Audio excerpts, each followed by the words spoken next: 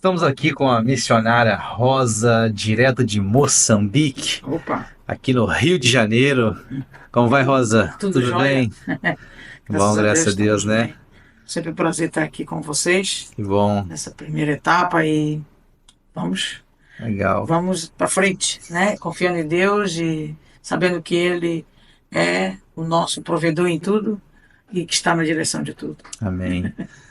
Rosa, vamos bater um papo aqui para o Bora? pessoal conhecer um pouquinho mais sobre a Rosa, sobre a missionária, né? Uhum, Como é que foi aí o início das missões. Depois vamos falar um pouquinho sobre o projeto, né? uhum.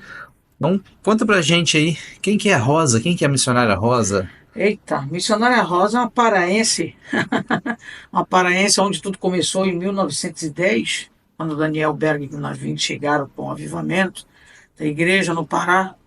E depois de uma jornada na noite, tocava na noite, e em 1996 Jesus me salvou. Deus usou alguém e me trouxe o Evangelho. E todas as minhas habilidades, os meus dons estão sendo agora aplicados no reino de Deus. E Deus nos chamou para um propósito. E entendendo a palavra de Deus, né? Segundo Atos 1:8, que diz: Mas quando o Espírito Santo descer sobre vocês, receberão poder para serem as minhas testemunhas, tanto em Jerusalém, começando por Jerusalém, como em toda a Judéia, Samaria e até os confins da terra. E aplicando esse chamado, começando por Jerusalém, porque não fui só logo diretamente para a África ou para Portugal, que foi o nosso primeiro campo transcultural, teve todo um processo do chamado de Deus. Benção, Depois de Jesus benção. nos salvar em 96, né, que já são aí, eu acho que 30 anos, ou 20 e tal anos, não sei. Matemática Vai que ter um fugiu um pouco. tempinho, Já né? tem um tempão, né? Um tempinho, um tempão. E tivemos um preparo transcultural, não começou logo assim de Foi aceitar estudar Jesus, antes, né? né? Cultura local. Tivemos aqui no Rio de Janeiro, né? Na Vicente Carvalho, acho que. Uhum. E no prédio da CJDB, na época, 2003, nós viemos fazer o transcultural, que é a missiologia com base em teologia. E ficamos aqui 1 ano e meio, depois fizemos um transcultural, fizemos um prático na tribo Pataxós, no sul da Olha, Bahia. legal. Mas antes de vir para a escola, nós tivemos um trabalho também local na Fonte Boa, em Castanhal, pela Assembleia de Deus, na pessoa do pastor Francisco, que já dorme no Senhor. E a igreja acreditou no nosso chamado, viu o nosso empenho no evangelismo pessoal, na área da música.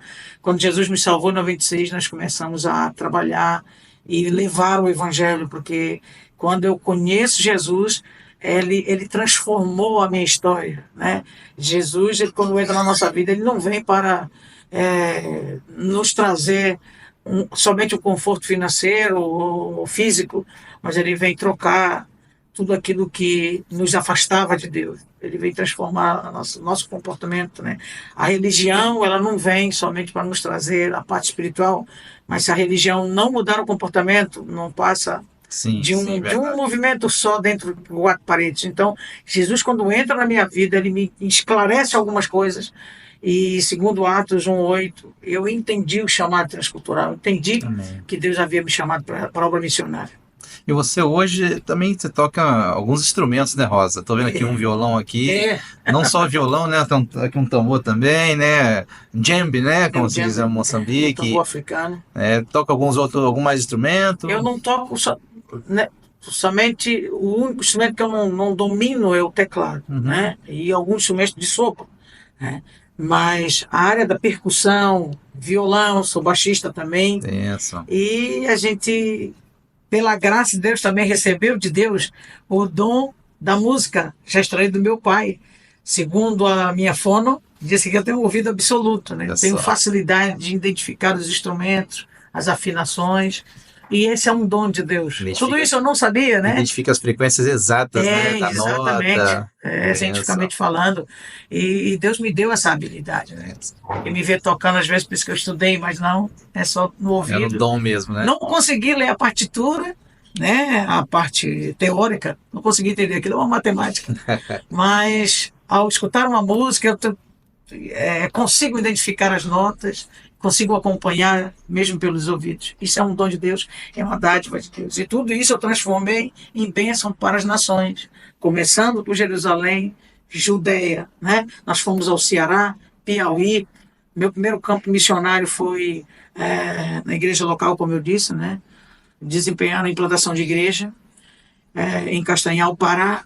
Depois eu estive na escola de missões, aqui no Rio de Janeiro, e depois Deus me leva para o Piauí e Ceará para dar suporte aos 20 e tal missionários que nós tínhamos fora do campo, no campo missionário.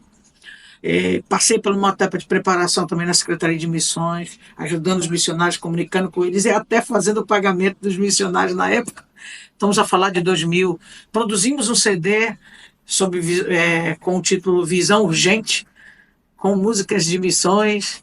Né? Pena que naquela época não havia muita comunicação do YouTube, essas coisas, não havia. E nós não conseguimos, mas produzimos esse CD que foi uma bênção, congressos.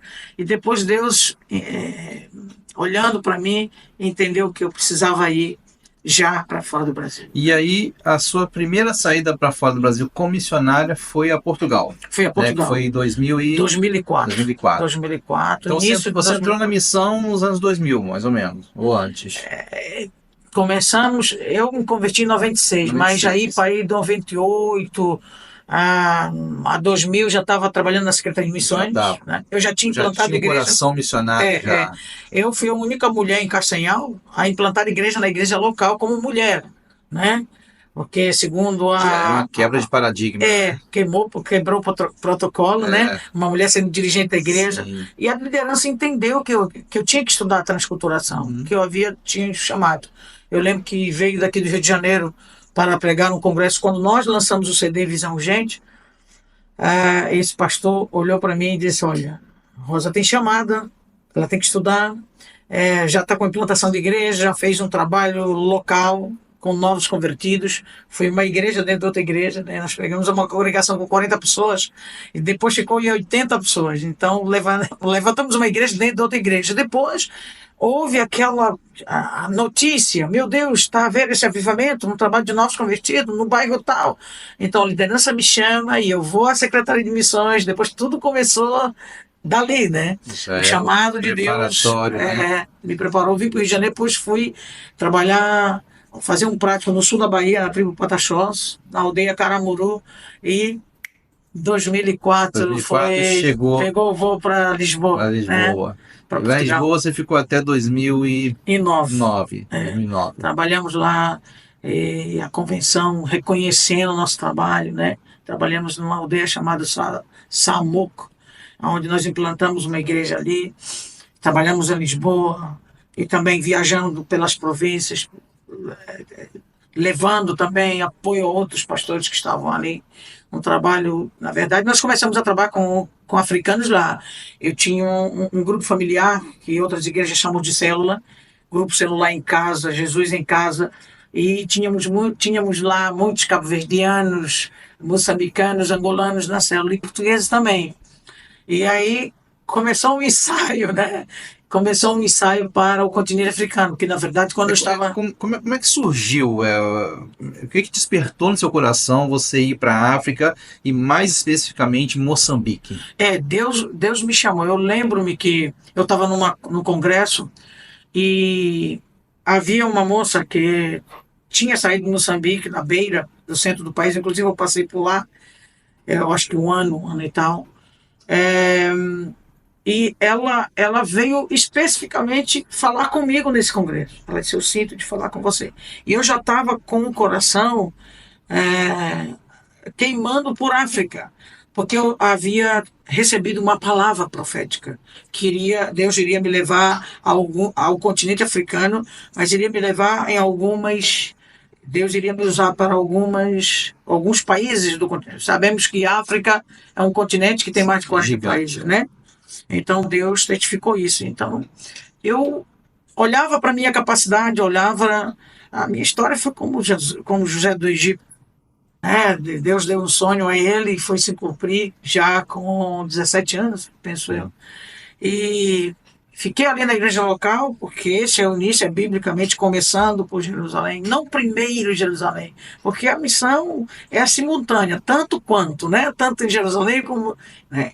E começando por Jerusalém, o fruto foi evidente. E a liderança, entendendo isso, e a Rosa precisa estudar, então É viemos o para o Rio de período de Janeiro. amadurecimento, né? Para a gente chegar, para Deus Processo nos enviar missionário, mais longe, a gente tem que estar maduro o suficiente para a gente poder atingir. amadureceu o chamado, porque houve aquela fase da estava ansiosa, eu preciso ir, eu chorava. Eu lembro que nós tínhamos aquele slide da janela 1040, que eu já dava palestra mostrando né, as áreas mais que precisavam de mais missionários. E eu queimei, o coração estava queimado. Só que Deus precisava dar uma acalmada, né? Para eu não vir. Foi quando essa irmã Marilza chegou comigo, que foi missionária na Beira, ela me deu um conselho, né? Você tem que ficar calma, porque o seu tempo vai começar. Ela orou por mim, pôs as mãos por mim, impôs as mãos e orou por mim, e começou tudo ao seu tempo, né? Tudo ao seu tempo. E você perguntou sobre como é que foi, né? Foi exatamente isso. Trabalhando na igreja local, frutificamos e a igreja entendeu e nos mandou para a escola. E depois da escola, tudo aconteceu, fomos para Portugal, depois do prático, né? Vai para Portugal. E mais especificamente para Moçambique. Qual foi o ponto-chave aí que você lembra quando você disse sim? Na verdade, para Moçambique, eu já estava. Na verdade, eu pensei que da igreja no Pará, eu seria enviada logo para Moçambique. Uhum. Só que Deus, ele é fantástico, ele sabe trabalhar no chamado, na vida de alguém, de maneiras gradativas. E dependendo da pessoa, né? Dependendo de como a pessoa recebe esses sinais, esses códigos, né? E nós temos que perceber e obedecer isso. Porque há pessoas eu conheço pessoas que foram para Moçambique durante os tempos que eu estou lá e voltaram com um ano, voltaram com 6 meses, porque eles não tiveram emoção, tiveram condições financeiras, a família ajudou e ele foi. E Deus não impediu. Mas chegando lá, com os choques culturais, as coisas não correram bem e eles tiveram que voltar. Ela tem volta. Então, o nosso conselho é aqueles que têm chamada missionária. A missionária não é emoção, é pé no chão, é razão. Sim. Né? E nós temos que entender os sinais, os códigos. E o processo para até o amadurecimento do chamado, até você chegar no campo. Eu entendo que quando a gente age com emoção, o que está à frente é o coração, né? Não é a mente. Mas o que pensa, o que planeja é a mente, não é o coração, né? Então, realmente, é necessário buscar conhecimento, buscar entendimento, estudar, deixar baixar a poeira, né? Para poder... É importante que, se você vai para uma cultura diferente e você não entender a cosmovisão do local, você vai sofrer mais, o processo vai demorar mais. E dependendo do seu comportamento, você não vai ficar lá. Porque o brasileiro é assim, ele tem uma mania de dizer que a cultura brasileira que é a certa. Não. A cultura certa é de cada cultura existente, dentro da sua cosmovisão. Sim. Um exemplo disso é que o nosso projeto, nós vamos falar depois, nós fizemos um projeto não com a cara de branco, mas vamos fazer as salas de aula com uma cara africana, com desenhos africanos, né, para que o nacional, o nativo, obreiro, possa pastor nacional preparado, possa ter capacidade de reproduzir o que eu fiz como branco. Então, tudo isso se aprende na escola transcultural. E é uma característica deles, né? É a forma com que se vestem, a forma com que constroem. Isso dá a cultura, né? Exatamente. A cultura deles. Isso. E Rosa, você chegou em 2009 em Moçambique. E você já foi com algum projeto pronto? O que você fez? Qual era a sua ideia? A princípio, quando nós chegamos em Maputo, nós estivemos trabalhando com alguns pastores, né? Penso que era um ensaio, na verdade. Mas eu, quando nova na fé, lembro de uma oração que eu fiz. Estamos a falar de 2007, 97. Me converti em 96. Eu penso que no início de 97, no início da minha fé, meses, um ano para ir, eu fiz uma oração. Eu entendendo que eu fui chamada por Deus, mesmo não entendendo algumas coisas, mas eu disse, Deus, eu gostaria de ter uma base missionária para eu estar lá dentro. Eu fiz essa oração. E eu não tinha ideia, né?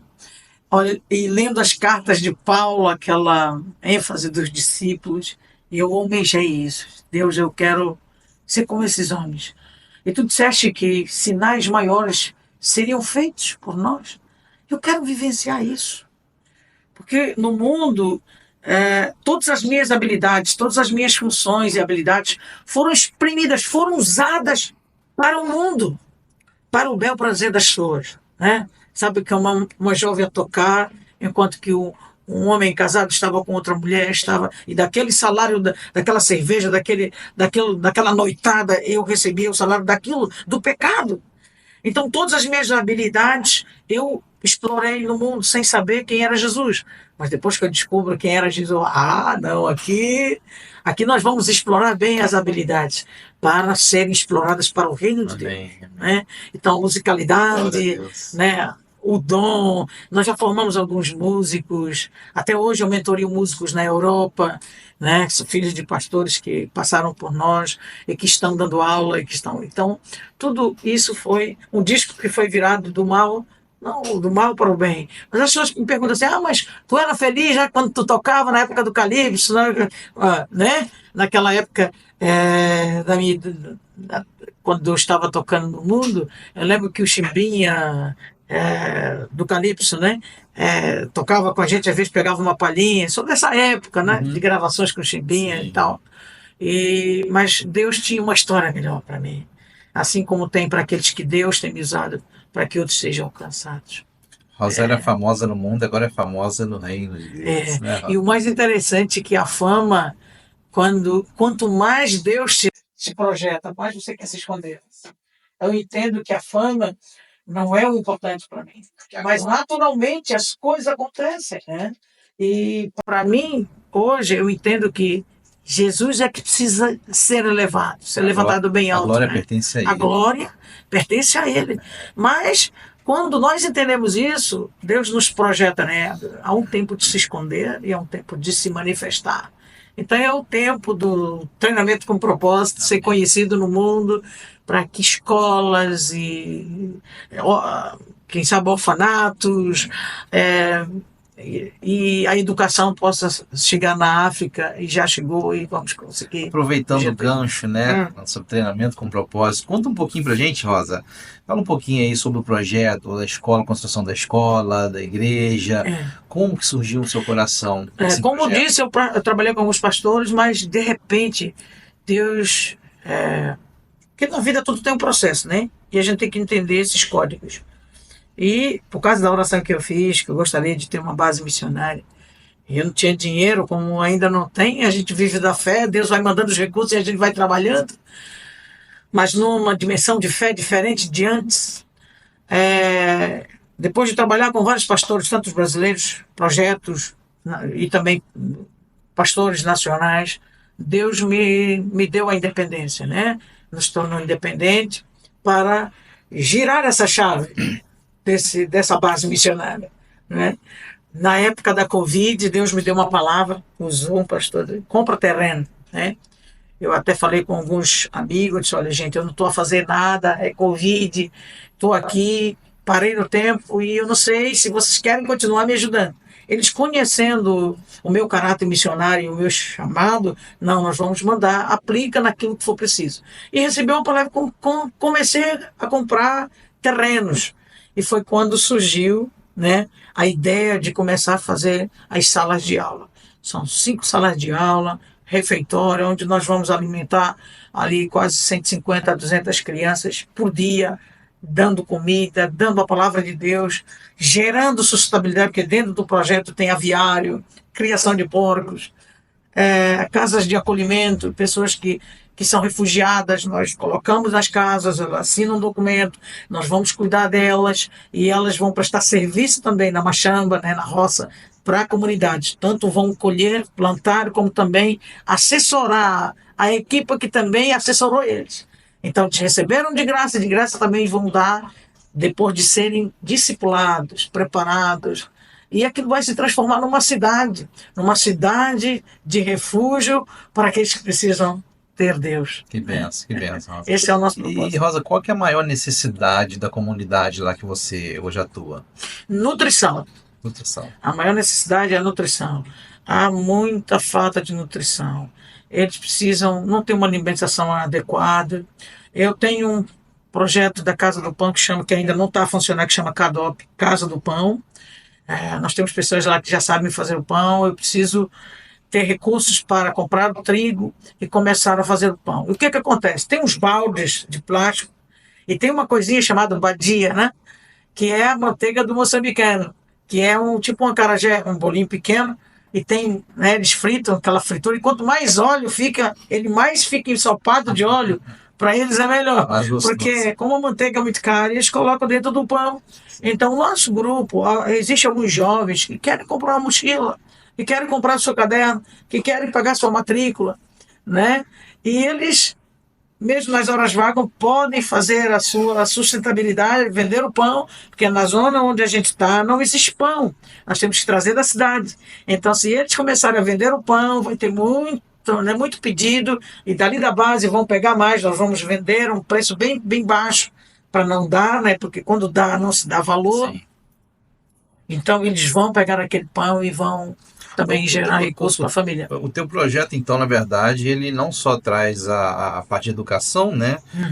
Você falou aí de uma escola para 200 crianças, mas também a parte espiritual da igreja, e a parte profissional também, né? Que é ensinamento aí para as mamãs, papás, isso. Tá fazendo. A parte de artesanato. Olha, na verdade, quer dizer algo assim bem, bem direto, né? Existem muitos podcasts de pessoas que foram a Moçambique, mas Moçambique não precisa de pregadores.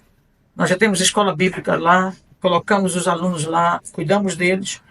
Moçambique precisa de discipuladores. Isso tem a ver com ter tempo de treinar a eles. Por exemplo, o missionário ele não é só aquele que leva a palavra de Deus. Existe missionário mestre de obra, missionário eletricista, o missionário técnico de futebol, personal trainer, o de jiu-jitsu.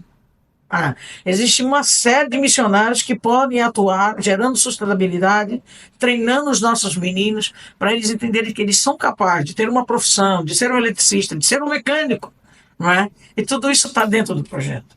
É algo assim muito grande. São discipuladores. E Rosa, como que você acha que essa escola, que esse projeto pode mudar a vida dos moçambicanos, a vida daquela comunidade? A partir do momento que eles têm uma oportunidade de ter uma boa nutrição, por exemplo, nós temos um trabalho com as mães e temos algumas cartilhas, alguns livros, manuais, como usar o madumbi, que é o nosso, aquela batata, como é que se diz, há uma batata preta que tem aqui no Brasil. No Brasil nós chamamos o cará e tem aqui o inhame, pronto.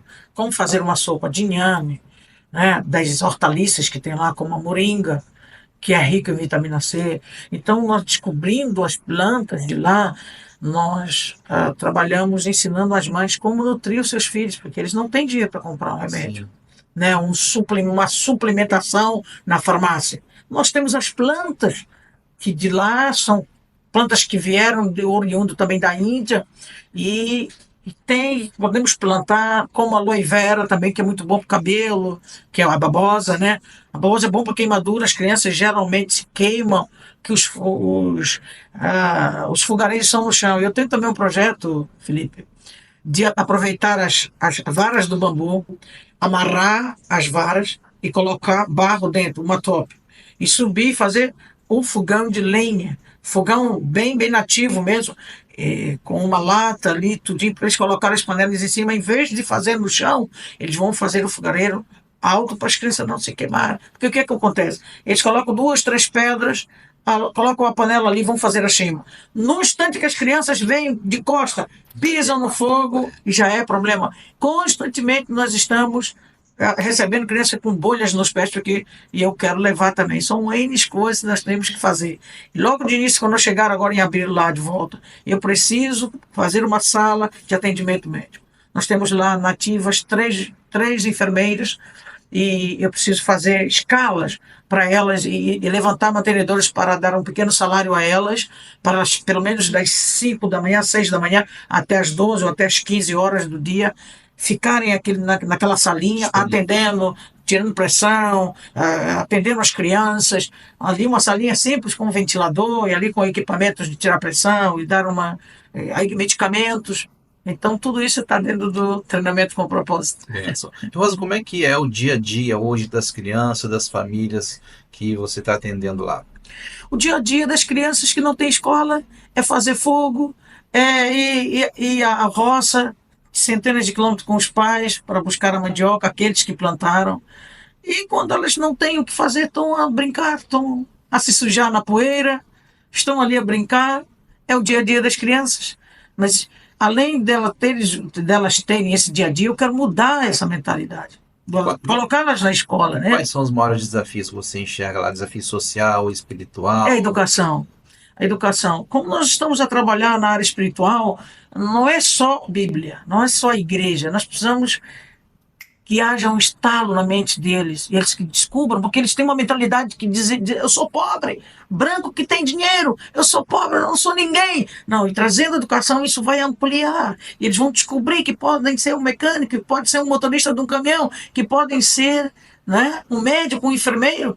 E eu quero fazer com que isso aconteça desde o pré, né? A princípio, a escola, as 5 salas de aula, são para o pré. Quem sabe mais tarde temos um nível maior, outras salas para dar depois do pré ir para outro nível escolar. E daí acredito que Deus vai expandindo a nossa visão como chegamos até agora, né? Se chegamos até aqui, creio que há uma coisa maior que vai acontecer. É mudança de cultura, literalmente. Você tem a mudança de comportamento, né? Porque você está ensinando a criança que ela pode ir mais longe do que, às vezes, o próprio histórico da família, o histórico dos pais. Sim. E é de geração em geração. Eu sou pobre, eu não tenho nada, branco é que tem dinheiro. Então, são realidades diferentes, né? Sim. E nós queremos ajudar, pelo menos com um pingo, né, daquela gotinha do oceano, poder mudar essa realidade. E nós precisamos da ajuda. Eu não consigo sozinha, né? Através das empresas, através das pessoas que têm condições que não conseguem. E eu estou lá no terreno e estou à espera das equipes para ver. Conta pra gente, Rosa, que fase que está o projeto agora? A fase do projeto agora está no início do muro. Nós estamos quase na metade do muro. Graças a Deus. Qual o tamanho do terreno lá? Olha, são 3 lotes. Cada lote tem 20 por 30, 20 por 30 e 20 por 30. Ok. A gente tem 60 por 30, então. Uma área. Isso é uma das áreas. Essa é uma área só do projeto da escola. Só que quando eu falo em salas de carpintaria, casa de acolhimento, nós temos uma outra área embaixo, a 10 minutos a pé, que é um valo, que é tipo uma concha, assim, né? Uma frigideira. Vocês estão na fase de construção do muro, né? Construção do muro da escola. Da escola. Da escola. Ali dentro vai ter o refeitório, 5 salas de aula, refeitório, e a igreja, o tamanho é 10 por 20. Ok. Então... Tudo lá dentro. Tem um parquinho também, mas depois é uma outra área que vai entrar também a carpintaria, criação de galinhas, de porcos, que numa outra área também nós temos casa de acolhimento, um poço artesiano que já está prestes para ser cavado, que é o segundo. E tá nessa fase, né? Estamos a sonhar, né? Então você está na fase de construção do muro, né? E Rosa, como que as pessoas aqui no Brasil podem te ajudar? Olha, através Eu sei que o material lá é bem caro, né? Nós estamos agora, teve uma fase agora de ciclones, chuvas, ventos, e também tivemos um problema sério sobre a parte política, poder político, essas coisas, e houve uma certa, quase como uma guerra civil, né? E isso saquearam muitas lojas, destruíram alguns estabelecimentos públicos, e tudo isso faz com que a economia fique precária e as coisas, a alimentação acabou, diminuiu, o fornecimento de alimentação acabou porque as estradas com o ciclone foram cortadas, e agora que estão fazendo desvios, isso fica lento, a chegada do combustível, do tomate, da cebola, e com isso a pouca reserva que tinha de janeiro até aqui está precária e tudo subiu. Eu saí de Moçambique no final de dezembro do ano passado e agora, segundo as notícias que eu tenho recebido de lá, o cimento estava 40, entre R$ 45, mas agora passou de R$ 50, está quase R$ 60, 60 e tal reais, um saco de cimento. Né? Enquanto que no Rio de Janeiro é 25, R$ 30, já estamos aí nessa fase de entre 50 e R$ 60 um saco de cimento. E como que os brasileiros podem te ajudar nesse projeto? Entrando em contato conosco, nós temos alguma, Você tem uma chave Pix? nós temos uma chave Pix, estamos a trabalhar para abrir associação, para que o meu nome saia, né? E entre as contas bancárias da associação. Estamos no início de tudo, gente. O sonho está aí, o coração está a queimar para trazer educação, mas por enquanto estamos recebendo na chave Pix a sua ajuda, que é pelo meu e-mail rosamissionaria@gmail.com. Rosa Elmira Martins Abreu, Bradesco. E com essa chave Pix do meu e-mail, você pode ajudar e entrar em contato comigo via e-mail ou pelo WhatsApp, que nós vamos deixar registrado aí no link. Né? E todos podem ajudar, todos podem contribuir. Também, a parte da Europa, também nós temos pela Waze, que nós vamos deixar tudo registrado para que você, né, no link abaixo, que vai ser projetado aqui nesse podcast, nós vamos deixar tudo preparado para que você veja nosso WhatsApp, nossas contas, redes sociais, tudo vai estar aqui, tá bem? Tudo vai estar aqui e você vai contactar com a gente, falar com a gente. Mas será que isso é verdade? Olha, eu te desafio a ir conosco esse ano, ano que vem. O Felipe está preparando uma equipe Sim. aqui no Rio de Janeiro para sair e você vai ver realmente, de fato, as fotos que você vai ver no site, nas redes sociais, você vai constatar lá realmente aquela foto que eu vi. É exatamente isso. E você vai ver de perto que tudo não tem gato por lebre aqui. É real. É uma pessoa que foi chamada por Deus. Eu não tenho minha vida como preciosa, como disse o apóstolo Paulo. Nós estamos aí para fazer o bem. Né? Não tem nada a ver com religião, tem a ver com Cristo. Cristo é a nossa religião, a religião imaculada, sem mancha para com Deus. Ele disse lá em Tiago que a religião certa, a religião verdadeira é ajudar os órfãos e as viúvas e se afastar da contaminação do mundo, daquilo que faz a separação do homem com Deus. E recebendo esse chamado, eu te convido para que você venha comigo. Vamos ajudar uma criança a ter nutrição. Sabe, irmão Felipe, tantas crianças que nascem. Há um projeto de uma amiga lá que também chama-se Casa Nutri. Nós vamos puxar uma extensão da Casa Nutri para na nossa base missionária, onde vai ter pessoas preparadas para fazer o peso daquela criança, para dar a alimentação própria para aquela criança ter nutrição e ela já crescer com a mente saudável através de tudo aquilo que está dentro do programa, né? Que benção, Rosa. São N programas que nós temos sonhado também. Nós temos o programa de reformas de casa. Eu tenho um sonho. Eu estava a pensar esses dias e orando a Deus que o grupo que está conosco, todos vão ter sua casa de bloco. Né? Eu tenho esse projeto de começar com o nosso grupo, os cooperadores, os voluntários nativos que estão comigo. Eu quero fazer a casa deles, irmãos. Porque todo ano, o que acontece? Por exemplo, nós tivemos um apelo de 10 pessoas da nossa igreja que perderam as casas. Literalmente. Porque são casas de barro, capim em cima, e o vento vem, não tem alicerce, levam todas as pessoas dentro. E as pessoas também ficam acidentadas, às vezes crianças morrem afogadas, né? Morrem com aquela parede de barro que cai em cima, estão dormindo, o ciclone vem e elas morrem. Eu quero mudar essa realidade no grupo humano onde eu estou. Eu quero mudar essa situação. Nossos cooperadores, nossos líderes, eu quero que todos eles tenham a sua casa própria de alvenaria, de bloco, porque nós já temos as máquinas, mandamos fazer algumas máquinas manuais e eu pago a diária deles por saco de cimento, eles ganham o dinheirinho deles para fazer os blocos. E eles mesmos vão ser os construtores das casas com as máquinas do programa. Nós vamos pegar aquelas máquinas de fazer os blocos e vamos levar ali, e eles vão aprender, eu vou dar o treinamento, como se usa a máquina, porque é um sistema de canaleta muito bem moderno, bem econômico. Com um saco de cimento de 50 quilos, Felipe, eu consigo fazer 50 blocos. Olha que benção. Porque a gente vai comprar os blocos fora, aquilo quebra-se tudo dentro do carro. Eu tenho uma caminhonete Frontier, carroceria grande, eu carregava, chegava, de cada 400 blocos eu perdia 50 Não. quebrados.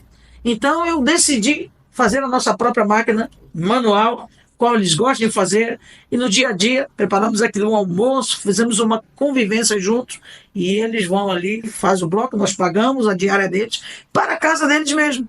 E alguns eu sei que não vão nem cobrar, não, tia Rosa vai fazer a nossa casa, nós não vamos cobrar, nós vamos usar a nossa força para fabricar os nossos blocos da nossa casa. E se for preciso pagar, a gente vai pagar, porque o dinheiro está no seu bolso.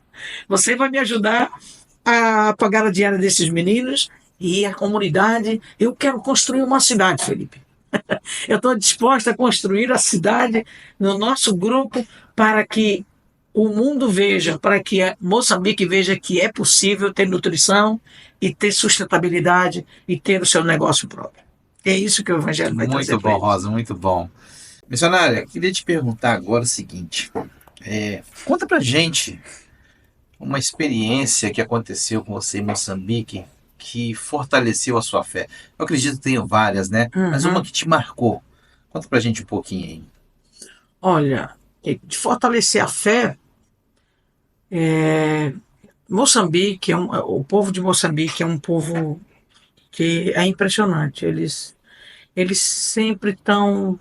É um povo que sempre está sorrindo. Em nível da igreja, eles vêm de longe, caminhando para a igreja. Não importa se eles estão com comida, se eles tomaram café, se eles fizeram mata-bicho, como eles dizem. E é impressionante. Eu lembro de um episódio que quando eu vim de Portugal, a gente vem com uma cabeça diferente. A gente estava numa outra realidade financeira. Na Europa, né? Europa. Diferente até do Brasil, né? Sim, exatamente. Então eu lembro que estamos a falar de 2009, quando eu cheguei. Penso que mês de março, abril, maio, não me recordo bem. Acho que foi abril, mais ou menos. Março, abril. Foi a nossa chegada. Então, eu tinha o violão, como ainda tenho, semi-coreano, que estava no auge na época. Um maiorzinho do que esse. Então, tinha um jovem, que hoje ele é um pastor de igreja, que trabalha já com um amigo. Eu fui ajudar esse pastor, que a minha igreja em Castanhal mandou. Eu vim da Europa e ele já foi para Moçambique. Nós fomos ajudar, ele estava ali na Matola, né? E algo impressionante que aconteceu, o violão estava ali, no tripé, era uma dependência, era tipo um kitnet atrás, a casa do pastor na frente, kitnet atrás. A semana que eu cheguei ali, naquela expectativa de ver o povo, a missionária chegou, já existia os cultos ali, faltava algum tempo para eu chegar. Então, eles começaram a chegar, e cada um que chegava, eles começavam a cantar assim. Vinham suados, aquele calor, aquele cheiro forte deles. Eu percebia que vinha de longe. O irmão disse, olha, tem pessoas que vêm aí 30 quilômetros, 20 quilômetros, para chegar aqui no culto. E sempre todos, na mesma voz, no dialeto xangana, né? Aí eles dobravam o joelho, uns chegavam com a Bíblia na mão, aquelas Bíblias todas rasgadas, outros com o Novo Testamento dos Gideões. E eu, como todo costume, chegamos na igreja, uns ficam sentados a orar, a agradecer porque chegaram, outros dobram o joelho. Na Assembleia de Deus, por exemplo, o nosso costume é dobra o joelho, faz aquela oração de 30 segundos, 1 minuto. Mas eles, além de orar, antes de orar, eles começavam. Canimambo, Yesu, Canimambo, Canimambo, Yesu, Canimambo, Canimambo, Yesu, aleluia, aleluia, amém, se abonga, se abonga. E eu ficava olhando ali. Esse abonga é um dialeto sul-africano, Amen. Se abonga. Depois, thank you, Jesus. Amen. E obrigado, Jesus, em alguns dialetos. E no final eles cantam, obrigado, Jesus. Eu com toda aquela indumentária ainda da Europa, né? Tudo perfumada, e eles com um cheiro natural de um africano que vem andando a pé, suado. Aquilo me quebrou, sabe? E naquele dia eu não tinha lembrado de dobrar o joelho, fiquei ali, assim, não que eu não faça isso, mas eu vi que Deus me quebrou, disse, meu Deus, que povo tão simples. E o pior foi que depois do culto, conversando com eles, e perguntei para eles assim, eles com um cheiro forte, às vezes sem comer o dia todo, a maioria deles sem comer o dia todo. E depois do culto servíamos o lanche. Alguns traziam no plástico o seu lanche. E eu perguntava para eles assim, como é que é? Já almoçaram? Não, senhora, a gente saiu às 5 da manhã, 6 da manhã, saímos daqui, queríamos conhecer a missionária que vinha lá do Portugal e tal e tal. E a gente fez um jejum, porque queríamos ficar mais próximo de Deus, estar, abraçar a irmã e tal. Assim, eu fiquei, meu Deus, fizeram jejum para me conhecer. Então, o povo, apesar de ser novo convertido, então aquilo, meu Deus, eu entendi que eu precisava aprender tudo de novo. Toda aquela ferramenta teológica que eu tinha, toda aquela segurança, talvez financeira, com algum valorzinho que eu cheguei, aquilo tudo caiu em terra. Eu chorei muito e disse, Deus, eu quero aprender contigo. E até hoje, sabe, lembro de um episódio também, que foi recente, acho que há 2 anos atrás. Maria e Mariamo são meninas que eu coloquei na escola, e são as filhas gêmeas do nosso vigia, do nosso caseiro lá da igreja. Tem a casa pastoral e ele guarda. Dentro daquela casa vive os filhos e é nosso caseiro. E tem um quarto que é o depósito onde guarda as cadeiras. E toda semana eu levo o pão, trago da cidade, são 8 filhos. Então eu trago sempre um pão para as crianças. E elas, para poupar aquele pão, a mãe parte ao meio e guarda o outro pedaço para outro dia. E Maria e Mariano sempre ficam mais próximos, os outros sempre, tia Rosa me cumprimenta e eles vão brincar, e Maria e Mariano fica sempre ali depois que chegam da escola. E às vezes eu fico para almoçar, dependendo das obras, eu fico todo o dia lá, um dia sim, outro não, e sempre quando eu venho 2 vezes por semana eu trago pão para elas. E sempre trago 10, 15 pães, que dá para 2, 3 vezes elas comerem. E aí, algo que, assim, que me, ao contar, eu não contenho as lágrimas. Porque é um povo que dá valor em coisas tão simples, né? Que valoriza o pouco que tem. E o pouco que eles têm, eles trazem para nós. Preparei essa comida para si, preparei esse carili, né? Que é a mistura. Olha, trouxe uma mistura para si. Trouxe. Eles não têm 3 refeições por dia, mas eles, sabe, reconhecendo o amor de Jesus, eu vou fazer isso aqui para tia Rosa, né?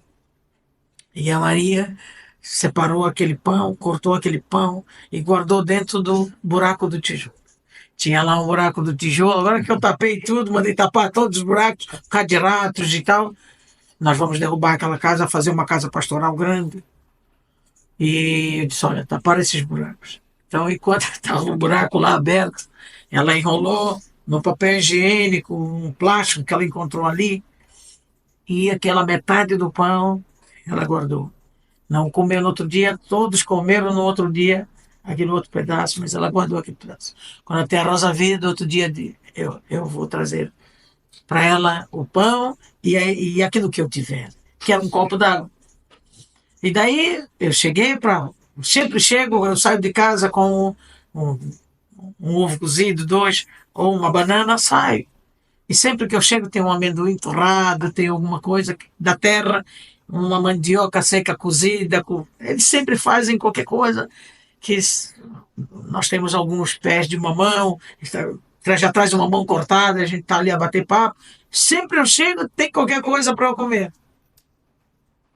Eu não sabia que Deus iria me impressionar tanto, dela pegar a metade do pão e trazer para mim comer. Uau. Então ela pegou aquele plástico, pegou um copo com água, aquele copo de plástico tão simples, pegou o pratinho e trouxe, com aquele pão embrulhado. E eu, quando tirei aquele plástico, eu disse: Maria, Maria, esse é teu pão que eu trouxe, que eu guardei para ti. Uau. Eu não posso comer tudo, eu tenho que dividir contigo, porque tudo que tu tens, você pode dividir conosco. Esse é para ti, falando em português. Eu não sei como é que vocês recebem isso, mas para mim que estou no terreno, é algo assim que não dá para descrever. E eu disse: Maria, eu trouxe pão, tem 12 pães ali, fresco, esse dá de outro dia, esse está duro. E a Rosa comer desse, esse é meu pão. Era um sacrifício. E eu peguei aquele pão com muito cuidado. Não era refrigerante, não era leite quente, não era chocolate quente. Era um copo com água. Era o que ela tinha. Ela trouxe, eu comi, como ela deu um pedaço. Não, eu já comi o meu antes. Esse é teu. Eu tive que comer ali, as lágrimas se envolveram com o pão. E eu aprendi algo, né? A Bíblia diz que de todo sacrifício, com generosidade, eles trazem a sua oferta. Né? Da sua pobreza, traz a sua generosidade. Então é algo que marca, são coisas que marcam a gente. E outras histórias que não sei se dá para contar mais uma.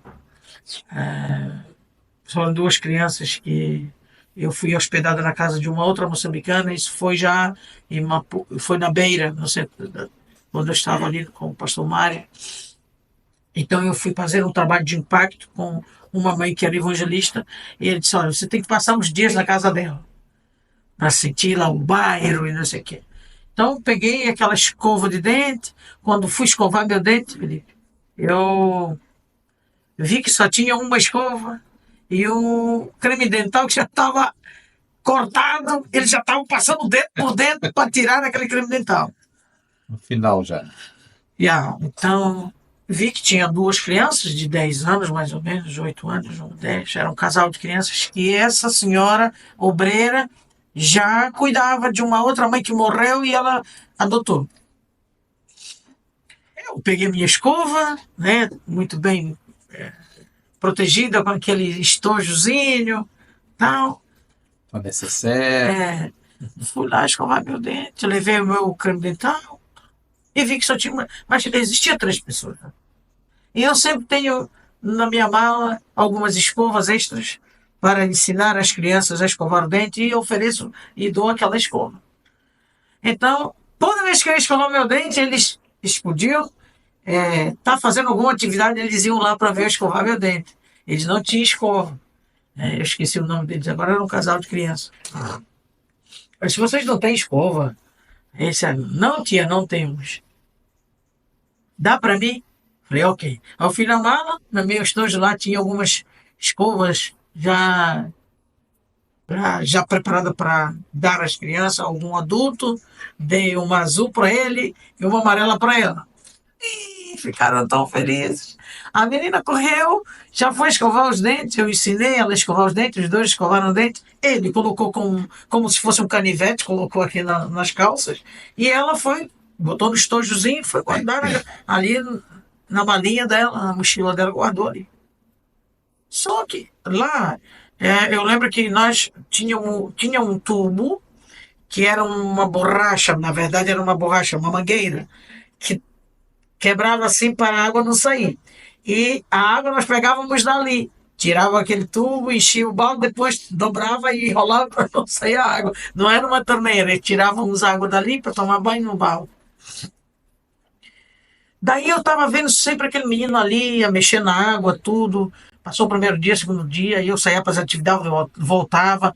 E ele sempre. E eu lembro que quando ele pegou a escova, ele saiu no bairro, ei, ai, ai, como se fosse um troféu. E, agora sim, agora eu tenho a minha escova, tal, tal, tal. E os colegas, uau, uau, ei, epa, mas conseguiram uma para mim e tal. E essa é minha, essa eu não posso dar, e não sei o quê. Mas vou falar com a tia para ver se consigo. E aí depois a menina era maior e veio comigo falar assim, Rosa, tia Rosa, tem aqui um assunto para falar. Eu disse, o que é que se passa? Eu disse, é humano. Eu via que ele estava assim um pouco, vi que estava um pouco inchado a boca dele assim, e ele triste, às vezes ficava, mas eu não sabia. E ele com a escova aqui como se fosse um canivete, assim como uma arma. Ele não guardava, ele dormia com aquela escova. Então eu dei um creme dental pequeno para cada um. Disse, vocês usam esse aqui e tal, cada um com o seu. E daí ela veio e disse, olha, o humano, epa, está doente. Eu disse, epa, vejo que ele está triste. Eu chego das atividades, está um pouco triste, me abraça, ele está triste, mas ele faz sempre assim para não ver. O que que se passa? Ei, aquele lá está a escovar toda hora. Escova toda hora, toda hora, toda hora. E está a sangrar a gengiva dele. Aí eu disse, pai, eu ensinei direitinho como tinha que escovar, mas ele não estava satisfeito. Ele queria escovar de 30 em 30 minutos. Ele queria estar escovando o dente. Era um troféu. Era como se fosse uma bênção muito grande que ele nunca, talvez, poderia ter. Uma coisa tão simples para nós, Simples né? para nós, pá. Foi a ideia que eu tive de sempre ter kit na minha bolsa para sempre dar às pessoas. E aí eu fui falar com ele, mano, vem cá. Senta aqui, vamos falar. O que que se passa aqui, pá? Deixa eu te ver. Aí eu levantei assim, epa, tava tudo vermelho, a sangrar, assim, machucado. Alguns dentes já estavam assim, um pouco mole. Eu disse, mano, o que fizeste? Ele disse, tia Rosa, vou explicar. Não me zangar você. Você não me zangar. Não ficar triste comigo. Entender você. Está bom. Vou tentar entender. Deixa eu me explicar porque eu te ensinei. Ler de manhã, à tarde, depois que comer e à noite. Antes de dormir, 3 vezes por dia, máximo 3, 2. Não pode ser. Não, tia Rosa, porque todo tempo, desde eu não tinha escova. Então agora estou a pagar o atrasado. Tipo assim, né? Tô- estou a escovar para manter o tempo que não tinha. Tipo assim, meu Deus, cara. Uau. Sabe? Estou a fazer para pagar o atrasado das vezes que eu não escovava. Ele disse, cara, eu vou te dar. Mas não adianta, você dá uma escova. Pode, eles não jogam fora. Pode dar uma nova que for. Eles vão sempre guardar e usar aquela velha. Se você não pegar e fazer, você tem que fazer assim, ó, me dá esta, toma isso. Senão eles vão até escovar o dente com Até gastar todo. todo o plástico. Assim também os rebuçados, as balas, os doces. Também, tem muita Eu coisa. tive uma experiência marcante também numa aldeia. Eu tô aqui de moçambicano, né? De africano aqui, né? Quando nós nos conhecemos lá na Sim, sim, Jadeira, sim. né, Rosa? Mas eu quando tive em. Não lembro se foi na Cala ou foi na Nampula. Nós fomos para uma aldeia, fui com alguns missionários. E chegou lá, o almoço era arroz com frango, Uhum. né? E aí eu comentei, né? Eu falei, poxa, arroz com frango tá, é muito bom, eles comem bem aqui. Hum. E aí um pastor comentou comigo, falou, não, eles comem shima, comem outras coisas, mas A polenta branca. polenta branca, isso aqui é o melhor que É o eles têm. topo. O É o frango topo. é o que eles. O frango com arroz, somente quando o frango está assado, o ranch é a comida de um É casamento. um casamento, isso. Quando há um casamento, é frango e É arroz. arroz. É o É o topo. topo, é o topo. E aquilo me comoveu muito, porque eu falei, nossa, uma coisa que no Brasil pra gente é simples. Todo dia, Todo quase. dia, o básico, né? É. E lá pra eles é o topo. E eles serviram pra gente o melhor que eles tinham. É. O melhor que eles tinham, né? É. É E mesmo tem assim. uma outra questão impactante também, o momento da oferta nas igrejas, né? Eles não têm dinheiro, então eles trazem um ovo, dois ovos, trazem Ovo a cozido. banana, Isso. trazem, né, A a cana. cana, o que eles têm lá da machamba é o que eles trazem, né? Que é o melhor deles.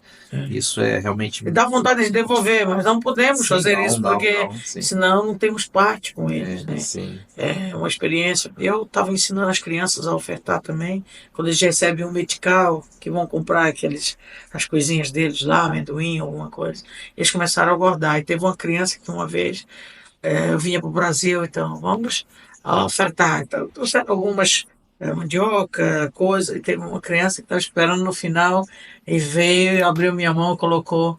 Na semana que eles estavam ali a receber alguns, tinha uma 3 moedas de 3 meticais. 1, 2, 3. E o pai deu, mas ele guardou aquela moedinha para minha tia Rosa, está aqui para você quando chegar lá comprar qualquer coisa. 3 meticais. E aquilo ali queimou nas minhas mãos. Quando aquela criança colocou na minha mão aqueles 3 meticais, que não dava nada, quase nada, não dá para comprar nada. Eles vão no mercado, eles dão ali 3 meticais, dão 2, 3 grãos de amendoim para eles. Né? Mas era o que ele tinha. 3 meticais para uma criança é muito dinheiro. Né? Então ele guardou ali aquela economia da semana. E quando ele colocou, eu senti queimar. Mas era um fogo que não doía, era um calor diferente. Era uma oferta de sacrifício. E Deus fazia me entender. Guarda, né? Porque é uma oferta de sacrifício. E Rosa, com toda essa experiência, com tudo que você já passou lá, você já pensou em desistir alguma vez? Olha, há alguns desafios que Deus, na caminhada missionária, que é totalmente diferente disso, que isso faz com que a gente fique mais tempo lá, que o povo nos ensina a dar valor em coisas que não têm tanto valor, e dar valor à água. Eu não consigo tomar um banho hoje se não fechar a torneira. Eu, quando chego no Brasil, na Europa, onde eu vou, eu costumo, quando vou passar o sabão, eu fecho. Eu não consigo mais deixar a torneira ligada enquanto estou a escovar o dente. A água lá é ouro. É ouro, é o líquido precioso. Né? Pensar em desistir, toda caminhada missionária, toda caminhada empresarial, toda caminhada da vida, a gente sempre pensa em desistir. E o que te faz continuar? O que me faz continuar é o amor de Cristo e a forma de como aquele povo nos ensina a dar valor no amor de Deus. A gente ensina eles sobre o amor de Deus e eles nos ensinam algo que no dia a dia às vezes a gente não pratica, dar valor às coisas mais simples da vida e ser feliz com o que tem. Eles nos ensinam a termos alegria e agradecer a Deus pelo pouco que temos. E Rosa, como que você vê a mão de Deus agindo na missão, no seu dia a dia, lá com aquele povo? Eu acredito que você possa ver de várias formas, né? Mas como que você expressa, como que você vê a mão de Deus de forma concreta?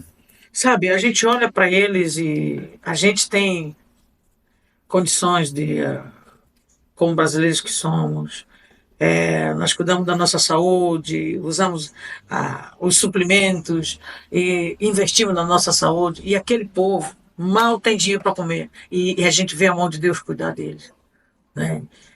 Claro que no meu grupo lá a gente ensinou a usar as ervas, as plantas, como chás, e eles já aprenderam a usar os medicamentos naturais da natureza e eles não ficam tão doentes como antes eu chegava, via sempre.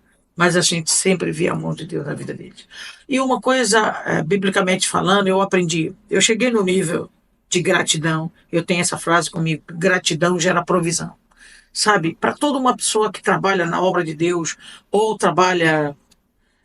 Eu estou falando da pessoa cristã, né? Que começa a ler a Bíblia, que começa a entender a mente de Jesus, começa a entender como Jesus funciona, né? Qual a forma que ele trabalha, que ele nos ensina a viver. E eu aprendi a não reclamar. Eu tenho isso comigo desde pequena, desde a minha criação. Só que com Cristo eu aprendi a colocar mais isso em prática. Eu sempre vejo um desafio como uma provisão. Sempre após uma grande luta, sempre após o apóstolo Paulo, ele, em Romanos 5, ele diz, olha, se depois se alegrai-vos, porque na esperança de Cristo Jesus, até depois. Então, quando chega no versículo 3 do capítulo 5 de Romanos, e não somente isso, mas alegrai-vos quando tudo estiver dando errado. Porque a tribulação produz paciência e vai dando uma produção, vai te ensinando a colocar em prática essas chaves para uma produção, né? Então eu aprendi a não reclamar. Eu vejo sempre um desafio como uma providência, como uma promoção de Deus. Ou seja, furou o pneu do carro, acabou a luz, acabou o gás. Eu sempre vejo que nesse desafio, a algum lugar Deus quer me levar para acontecer algum milagre. Alguma intervenção. Eu costumo dizer que quando o GPS te leva para um lugar diferente, Deus vai te levar para algum lugar que há um propósito definido. Você não vai entender no momento, vai ser fora da tua rota. E tem momentos que Deus nos leva fora da nossa rota para nos ensinar uma lição de amor e levar o evangelho a alguém. Sempre.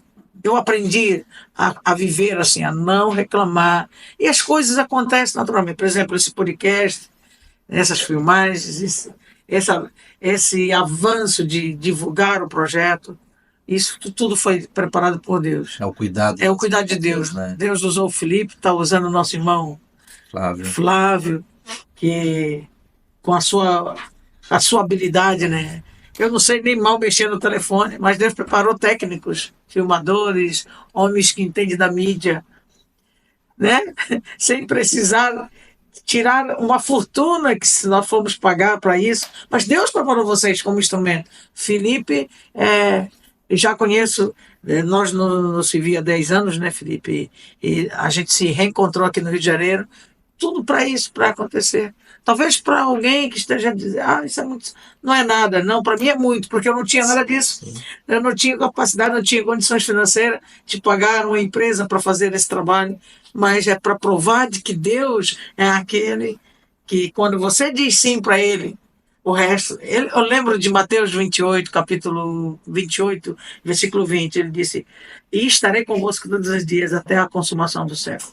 Eu entendo esse versículo como Jesus está dizendo assim: olha, vocês cuidem da minha obra, o resto eu vou cuidar. Não tem recurso, eu vou trazer o recurso. Não tem profissionais, eu vou trazer os técnicos. Não tem a empresa para ajudar em alguma função, vou trazer o empresário para a desenvolver aquele programa. Então, eu vejo isso como uma provisão de Deus. Então, vamos aprender a agradecer a Deus e vamos nos doar. Eu sei que você não pode ir. Eu sei que você não tem a chamada para você ir. Eu costumo dizer que todos nós fomos chamados. Todos nós fomos chamados. Uns foram levados para fora do país. Outros foram levados para o outro lado da rua. Né? Alguns vão para o outro lado da rua, outros vão para o outro lado do país. Então, todos nós podemos ser úteis naquilo que podemos fazer para Deus. Eu disse sim e tudo está acontecendo naturalmente. E eu louvo a Deus pela vida de vocês, do Flávio, do Felipe, que brevemente estaremos lá. Você vai estar lá, e quem sabe morar lá, voltar, né? E ser o líder ali conosco. E pronto, mais ou menos por aí. Estamos nas mãos do Senhor. E Rosa, qual a importância do apoio das igrejas brasileiras nesse projeto? A importância não é só porque eu estou pedindo para você fazer, mas porque a Bíblia nos diz para fazer, né? Começando por Jerusalém, Judeia, Samaria, até os confins da terra. Ontem eu estive a ministrar numa igreja que já está em Samaria, né? Está em Pernambuco, passaram um vídeo, e depois do culto eu conversei com o secretário de missões e disse: irmão, me ajude, atravessa a Macedônia e ajuda, porque vocês já começaram por Jerusalém. Samaria. Então vocês já estão em Samaria, né? Judeia, agora vamos para os confins. Eles viram o projeto e provavelmente 90% já está abraçado para nos ajudar com o cimento lá. E Rosa, como que quem está nos assistindo agora pode se envolver nesse projeto? Em oração, financeiramente, ou até mesmo indo lá? Fala um pouquinho para a gente. É muito importante você falar conosco, né? Pegar o nosso WhatsApp, falar conosco, para a gente também explicar melhor, né? E você começar a orar. Eu aprendi na missiologia, há pessoas que oram assim. Quero te ensinar um princípio para você entender como a oração vai como uma flecha definida no alvo. Às vezes, Senhor, abençoa os missionários da África. Gente, a África é um continente. Mas quando você diz assim, a missionária Rosa está em Moçambique, lá em Nampula, a oração vai exatamente no alvo, né? Porque quando você diz, abençoa os missionários da África, você está orando também pelos hindus, pelos missionários, para seitas, heresias, que também têm seus missionários. Abençoa os missionários evangélicos. E eu quero citar a Rosa, que está lá em Moçambique, no norte do país, Nampula, lá na comunidade de Nanu, aquele trabalho assim. Quando você define, ela vai com uma flecha em cima do alvo, né? A oração, né? Então, é muito importante você começar a orar e depois aplicar os seus recursos. Há pessoas que dizem assim, quando eu tiver, eu vou te ajudar. E a pessoa já tem, né? E a Bíblia nos diz que quando nós somos fiéis no pouco, no muito ele vai nos colocar. A questão aqui não é para você contribuir para você ser próspero. Na verdade, isso acontece naturalmente, porque toda semente volta. Quando eu deposito a semente em missões, ela volta naturalmente. Eu sou prova disso. Comecei com a minha vida, larguei tudo, família, fama, sucesso, shows, palcos, os autógrafos da vida, né? E disse, sim, eu quero ir. E a partir do momento que eu pisei no terreno, que comecei essa jornada missionária, todas as portas naturalmente são abertas, né? Como eu disse, vai lá no link, vê lá o nosso contato, o nosso Pix aí, né? E fale conosco, não é? Missionário, eu não consigo mandar nada, mas eu consigo orar. Amém? Você vai orar.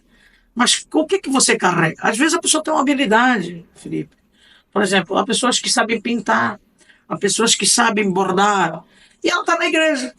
Mas ela não tem um emprego, está desempregada, mas ela sabe bordar. Ela faz uma toalhinha de rosto, essas toalhinhas que a gente compra aí na feira, toalhinhas de 1,50. Ela vai comprar aquela toalhinha e coloca ali Deus é fiel, bordado. Deus é amor. Coloca uma frase, um coração, missão, tal. E ela vai e entrega para a pessoa. Olha, eu não tenho dinheiro, mas eu tenho essa toalhinha. Coloca aí para vender. E alguém vai arrematar aquela toalha e vai se transformar em dinheiro e você vai mandar uma missão. Simples assim. Uma vez eu estava pregando e uma jovem disse, Rosa, eu não tenho nada para te dar, mas eu tenho uma toalhinha que eu bordei, que eu fiz um nome e eu quero te dar de presente. E aquela toalhinha eu carrego para secar o meu suor. Então, de qualquer forma, sempre você tem alguma coisa, né, para dar. E Jesus alimentou mais de 10.000 pessoas quando um garoto pegou 5 pães e 2 peixes, que era o lanche dele enquanto estava a seguir Jesus.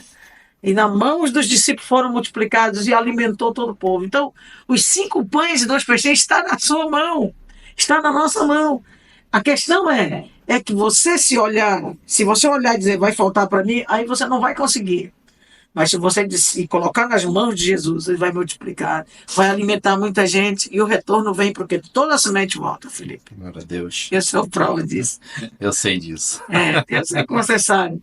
Você tem sido implantador. Na época, o Felipe já fazíamos missão junto lá, e passou 3 anos pela empresa, né?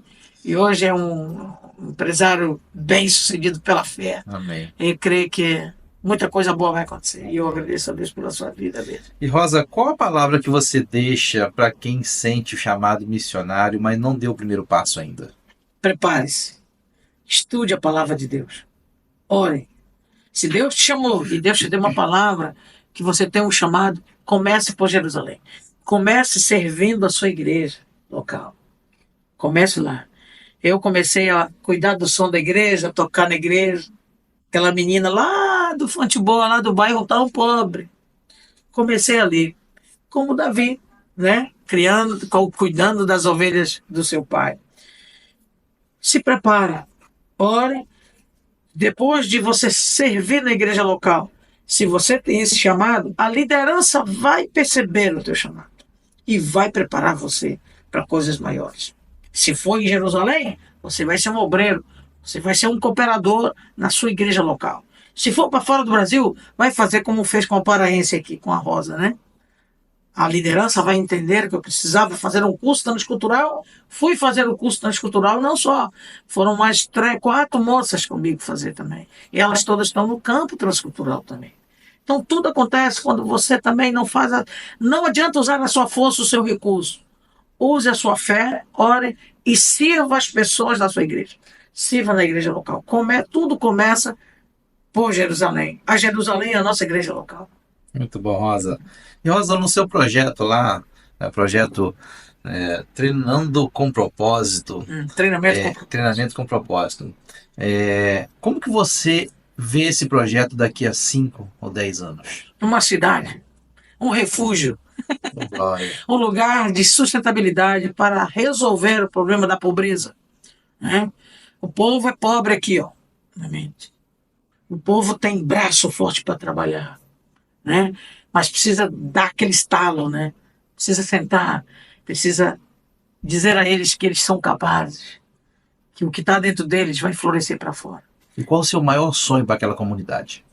É que eles sejam felizes com Jesus e sejam bons pais de família, bons obreiros, e continue como um motor. Na minha velhice, eu posso morrer, mas ficar o meu legado e eles darem continuidade e transformar aquilo que é desnutrido em nutrição, em doença, vir a saúde e a força do Senhor para levar aos confins da terra. De lá, eles possam também ir para outros países como missionários. Esse é o meu propósito também.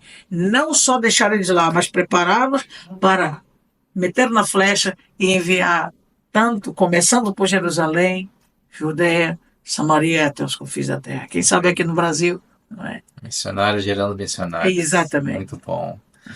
Muito bom, Rosa. Foi um prazer ter esse bate-papo com você, né? E agora, para a gente estar encerrando, eu queria pedir uma palhinha. Né? De um louvor aí em dialeto africano. Sei que você conhece bastante, né? Alguns, né? Alguns, né? Uma palhinha pra gente. A gente canta lá, é assim.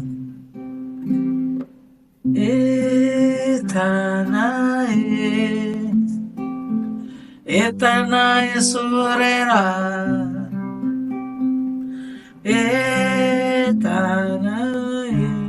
Etanae surera. Em português é assim: andar com Deus, andar com Ele, andar com Jesus é bom. Andar com Deus, andar com Ele, andar com Jesus é bom. Então a segunda parte: vou andar com Ele, vou sentar com Ele, vou dormir com Ele, levantar com Ele, vou andar com Ele, vou sentar com Ele, vou dormir com Ele, levantar com Ele. E se eles cantam assim, roda, aí andando, aí vou sentar com ele e senta. Aí vou andar com ele, vou sentar com ele, vou dormir embaixo. Aí levantar, eles dão aquele salto, né? Mas é muito bom, né?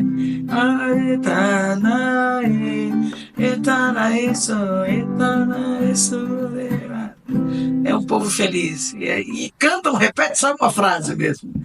Todo louvor repete várias vezes isso e fica gravado no nosso meio. Benção, Rosa, muito obrigado. Obrigado, agradecimento ao Flávio por estar aí com a gente, né?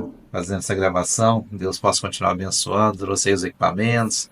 Glória a Deus. Com a gente, faz parte já da missão, faz parte lá do projeto já. Com certeza, o Flávio já é um braço muito forte. Um braço, né? Com certeza, né? E fica aí nosso agradecimento. Deus abençoe mais um mês aí no Brasil. Deus abençoe o seu retorno. Amém. Né? E vamos estar aí vestindo a camisa e fazer. Olhe por nós, dia 28 de abril nós estamos retornando, se Deus quiser. E chegando lá, muito trabalho, gente. Muito trabalho. Pegue aí o nosso link, nossas redes sociais. Fale conosco, fale com o Felipe. Vai também ficar o contato do Felipe aí. E precisamos...